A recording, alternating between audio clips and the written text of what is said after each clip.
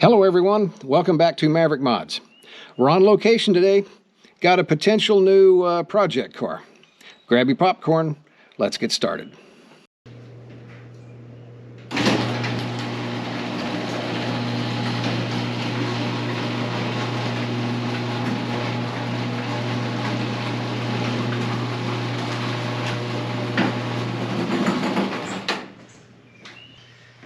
Good morning guys, welcome back to Maverick Mods on location.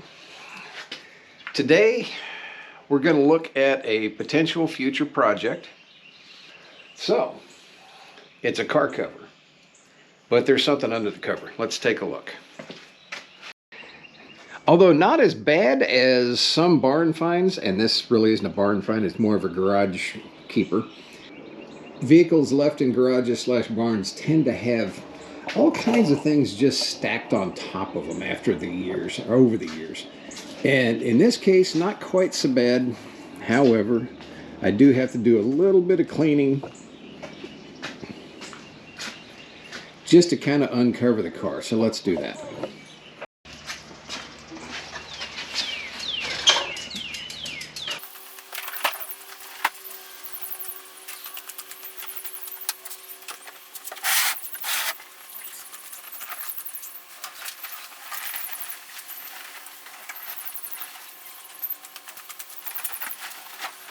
We have a 1941 Studebaker Champion. This car is a true survivor. It's not all original. It's mostly original. It does run and drive, which we are going to do today. And we're going to take just a quick look at the ins and outs of this car. And then later today, we're going to try and figure out what to do with it. So it's rust free, near as I can tell. Garage kept for at least the last 30 years.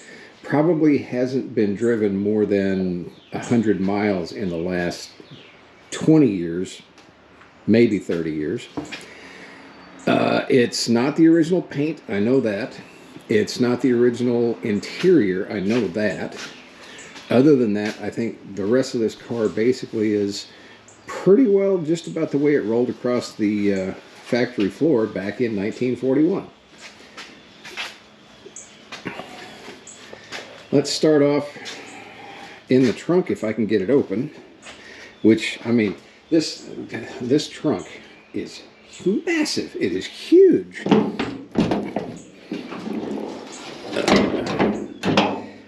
And I wish I had a flashlight. I don't.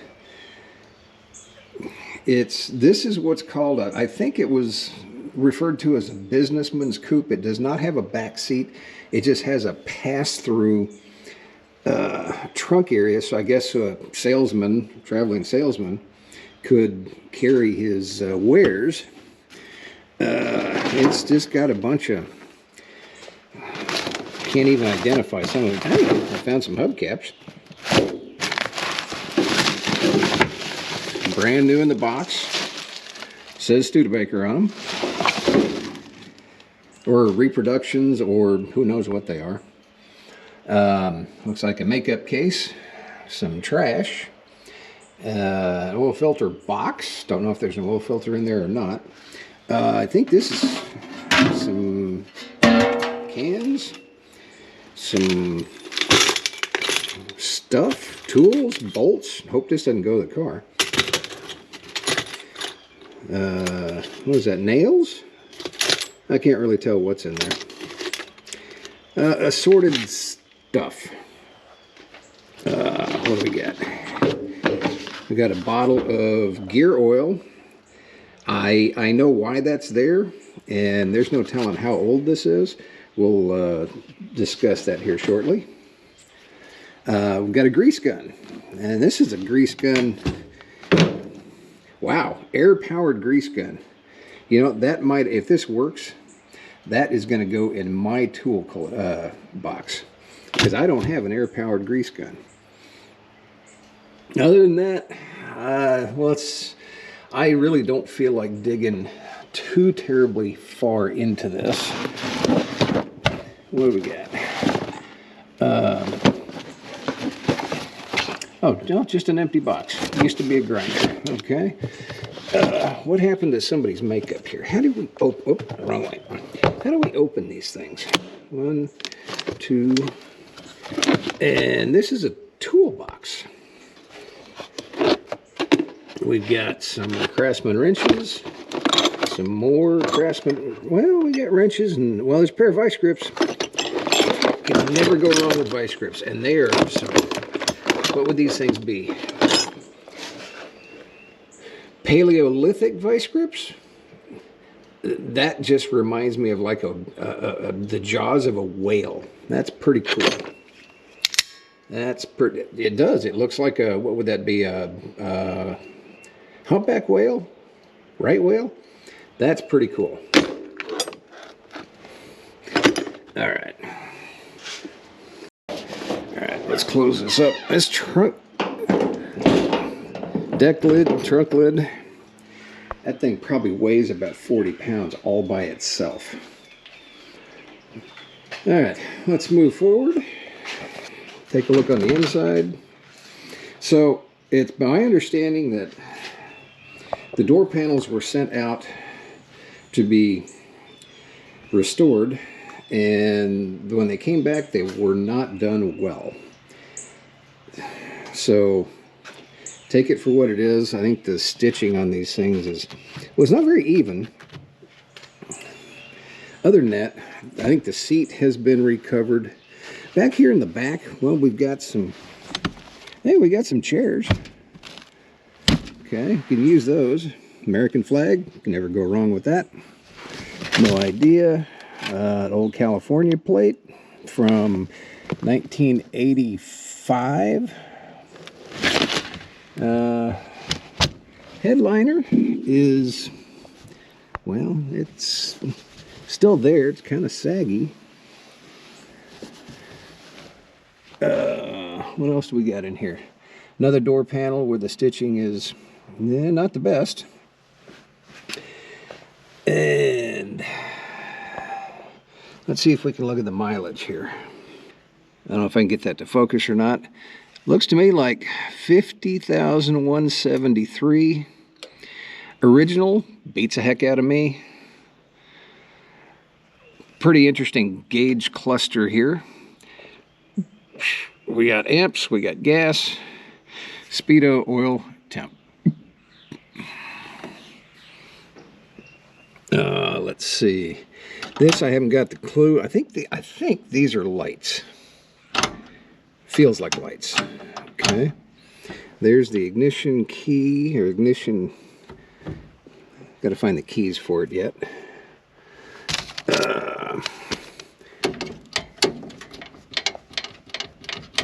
Can't get in the glove box. No idea what's in there.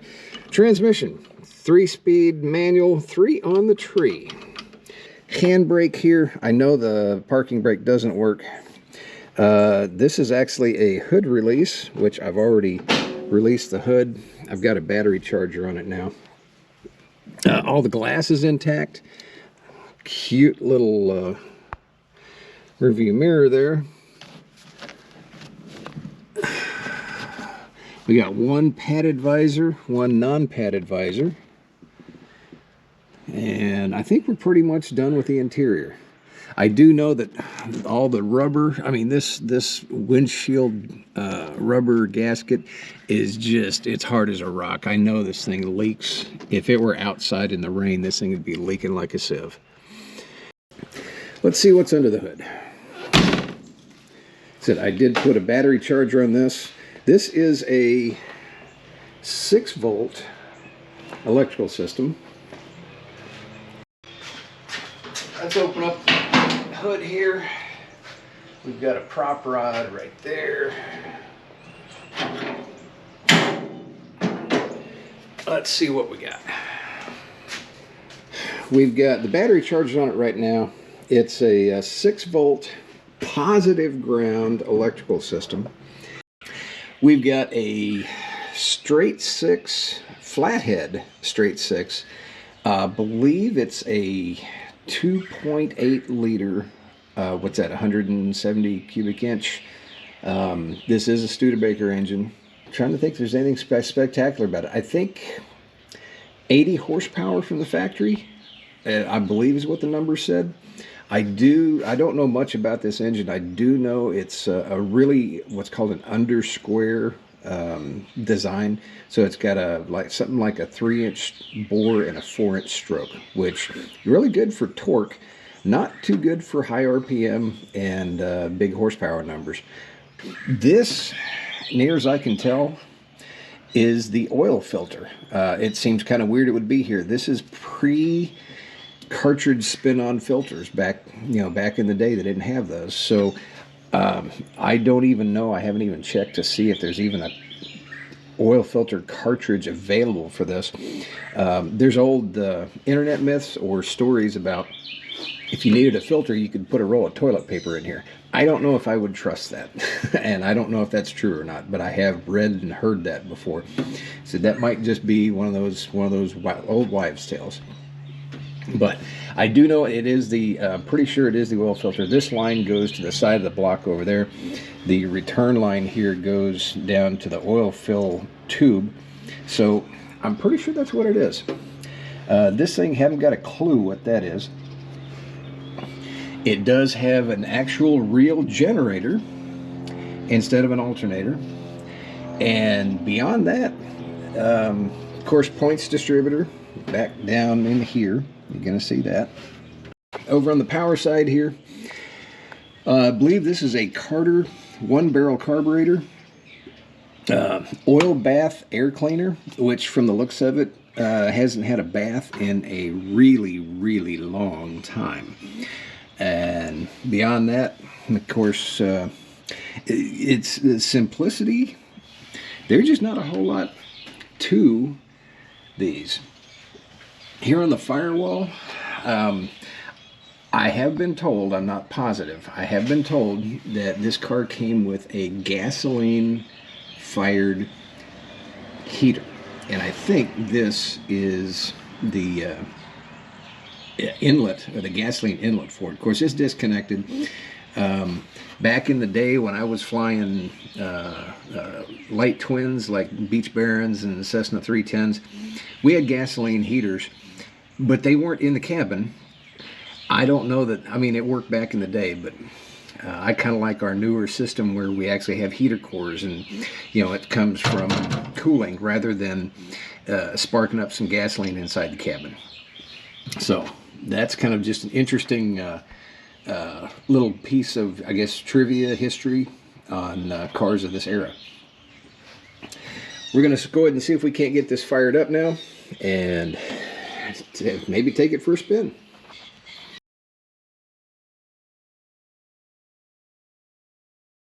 Compared to modern cars, you don't see any kind of a master cylinder, anything like that. That is all under the floor.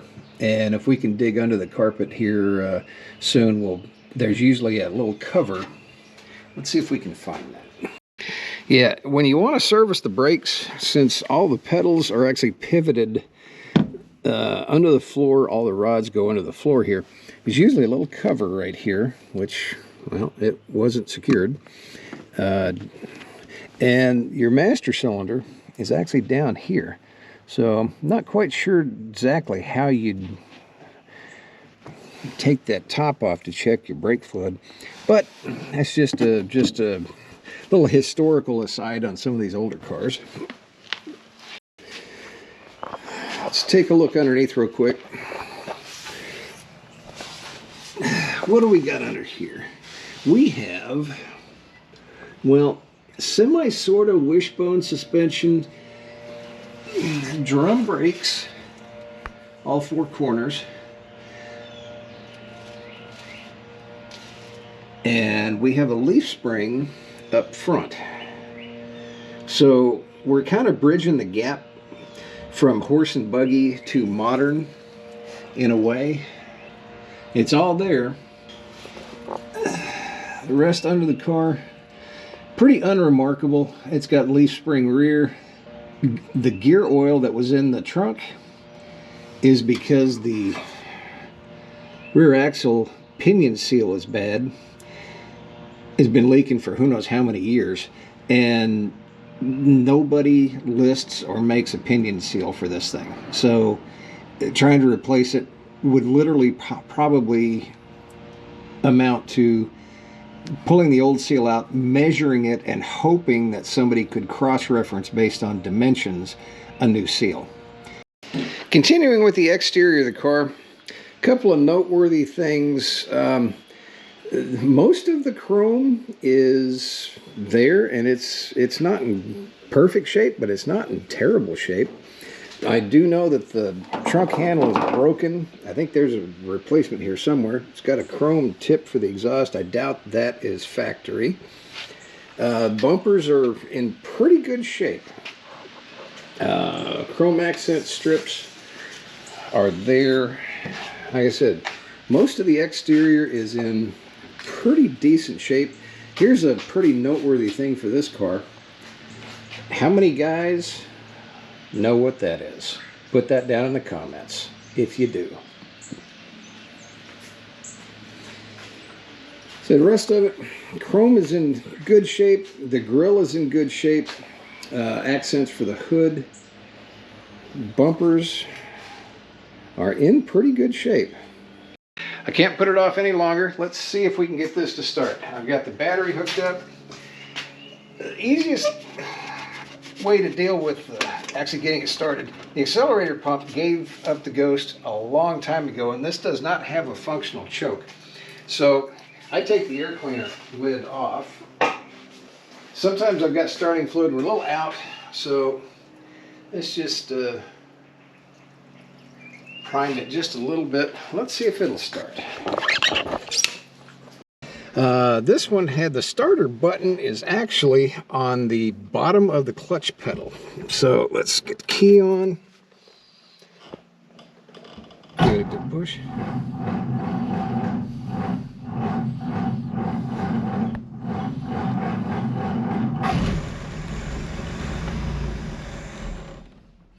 Okay, that's a good start. Let's give it a little bit more prime. It usually takes 2 or 3 times before this will finally bark off. So.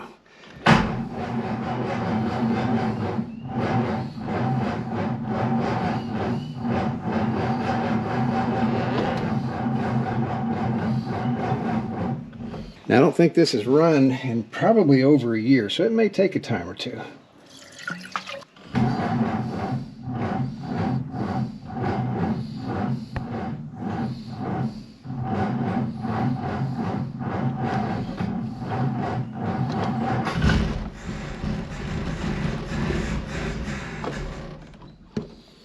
Okay, it's getting closer. Third time's a charm.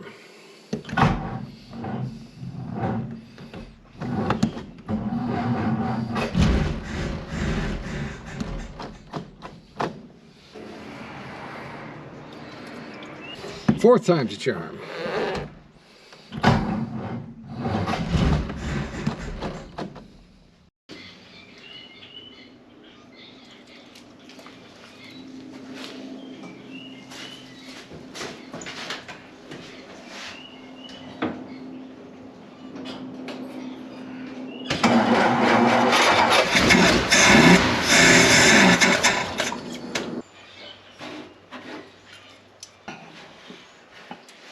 Somehow or another, the float bowl is empty. Let's see if we can just choke this.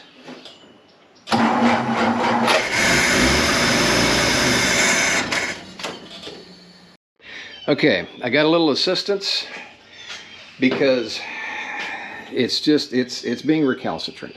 So I got somebody running the starter. I'm going to run the gas, a little starting fluid to try and keep it running just for a few seconds. Ready? Okay. Go ahead.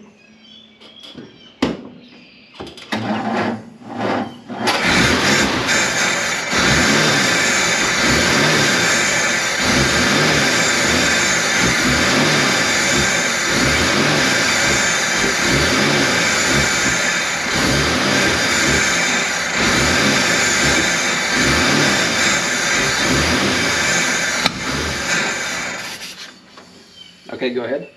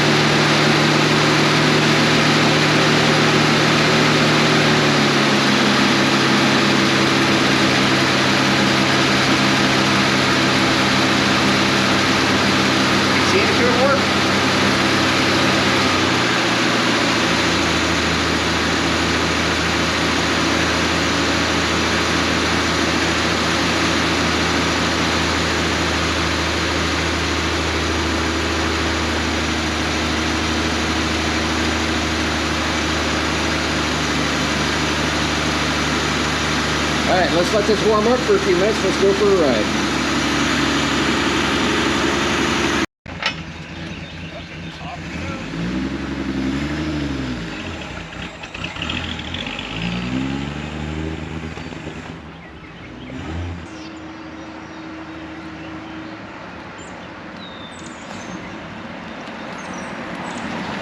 Brakes!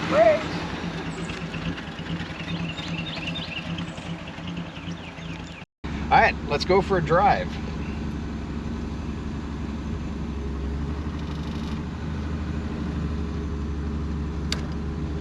Oh, nice manual, very, very poor steering. But what the heck?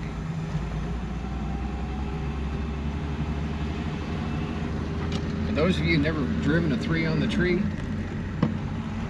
this is just like a floor shifter. First, second, third, and then reverses back up and to the left. So here's what I'm talking about with the steering. This is just, I mean, we're not going anywhere.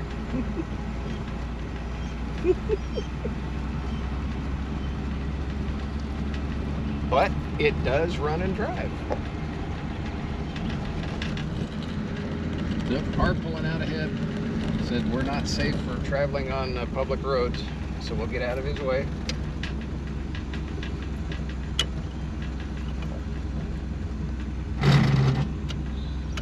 This transmission is supposed to have synchronizers. I'm not sure that they're not just a little bit worn out, but it's overall not too bad. You don't have to double clutch it too much. Morning.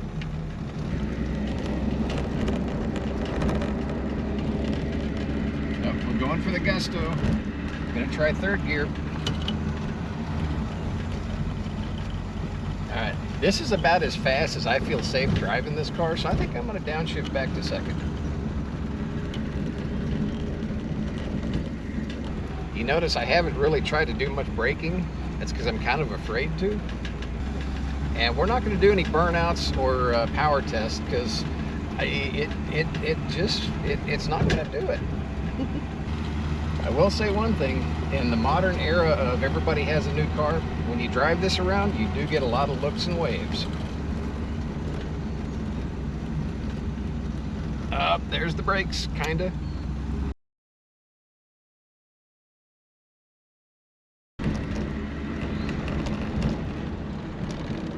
Squirrels, I don't have brakes. Or synchros.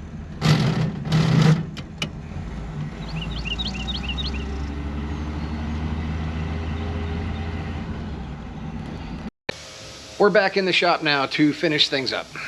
So, here's my question to you guys. What should I do with this car? So, the way I see it, I've got 3 options. Option number 1, and keeping in mind that essentially I've got an 83-year-old running and driving intact, mostly original Survivor. It's never had any kind of restoration work done to it or anything other than just, you know, kind of, well, basically for the last 30 years has been nothing done to it. So there are some issues with the car. It obviously needs some mechanical TLC aka rebuild, replace, fix the carburetor, whatever, so it actually will, you know, start reasonably. It needs some cooling system work. It needs rear end work for the, you know, fixing the pinion seal on the rear axle. It needs something's got to be done with those brakes, because it can't be driven in normal traffic the way it is. There's the list goes on. And the steering, that's a biggie. The steering has got it's not safe to drive anywhere except around the block right now. So there's work needs to be done, and the problem is that there are no parts. The best option is you know, the Studebaker forums and whatnot, to find used parts that are hopefully better than the ones I'm trying to replace. But you know, trying to find anybody to repair and refurbish some of these parts, it's possible, but not in all cases. So let me get back on track. What should I do with this car? So the car needs to restore it. It's got the wrong color on it. It's got the wrong interior on it. The car needs a restoration. So let's talk cost for a minute. This, like I said, 41 Studebaker Champ. I looked up the different models, and there's like 18 different submodels for this thing. The common theme seems to be that the value of this car as it sits now, somewhere between $4,000 to $6,000. Fully restored, or in a, not necessarily concours, but a restored condition, the cars are selling for between 15-ish, 18,000 maybe, if you can find a buyer. And that's one of the problems that we're dealing with now with classic cars, is the market for, you know, classic cars, 40s and earlier, the bottom's kind of falling out of them, because the people that appreciate them are kind of dying by the thousands every day, and the people that know how to work on them are dying by the hundreds, if not the thousands, every day. So the market for just a restored original car it's kind of declining. So that $15,000 to $18,000 number may not be valid. It may be dropping. By my own numbers, I figure that it would cost me probably between $20,000 and $30,000 to restore this car back to factory original. The numbers just don't work. They just don't work. And more importantly, in the end, what do you have? You have a car that it's a garage queen. It's going to sit in the garage. You're going to take it out for parades. You're going to take it out for car shows. It's going to sit in the garage for 364 days a year. That's problem one with restorations. Problem two with restorations is, and I know I'm going to really irritate the Studebaker guys by saying this, but this car is basically the 1941 equivalent of a 1973 Ford Pinto. So if I had a 1973 Ford Pinto and I restored it back to factory original, what do I have in the end? I've got a way, way, way overpriced 1973 Ford Pinto. It's still not going to be worth anything, at least not for another 1,000 years, and then the archaeologists get involved. So, okay, back to 1941 Studebakers. So in my mind, a complete restoration is kind of out of the, it's not really on the table. So I've got two more options. Option two, right behind me is my 72 Chevy pickup. It's getting an LS swap.